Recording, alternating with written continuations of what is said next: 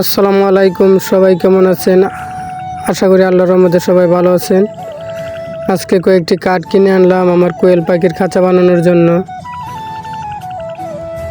আমার কোয়েল পাখিগুলা এখন ডিম পারবে, এই জন্য আমি খাঁচাতে তুলব। খাঁচায় থাকলে কোয়েল পাখির ডিম প্রোডাকশন ভালো দেয় ও কোয়েল পাখির জীবাণু হয় না। এই যে দেখতে পাচ্ছেন আমার কোয়েল পাখিগুলো আগে মাটিতে থাকতো, এখন একটি খাঁচা বানাবো দোতলা বিশিষ্ট। যে দেখতে পাচ্ছেন আমি খাঁচার কাজ করতেছি। আমার খাঁচার মধ্যে এক তলায় 50টি করে পাখি পালা যাবে।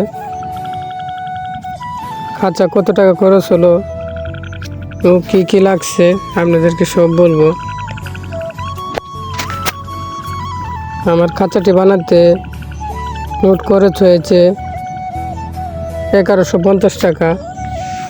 একবারে অল্প টাকার মধ্যে সুন্দর একটি খাঁচা তৈরি করলাম।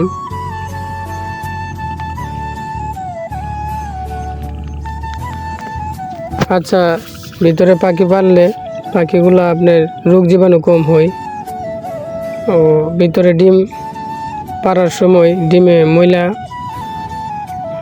লাগে না, ডিমগুলো অনেক পরিষ্কার থাকে। এই জন্য খাঁচায় পাখি পালন করা অনেক ভালো। এই যে দেখতে পাচ্ছেন আমি কাঠের ফ্রেম কাজ শেষ করে ফেলেছি। এখন আমি কাঠের ফ্রেমের মধ্যে নেট লাগাবো।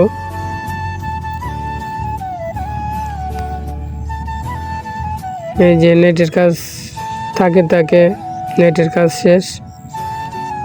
এখন সাইড দিয়ে বেড়া দিয়ে দেব।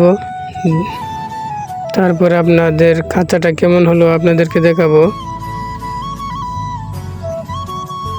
খাঁচাটি দেখতে অনেক সুন্দর লাগতেছে। খাঁচাটি কেমন হয়েছে আপনারা জানাবেন।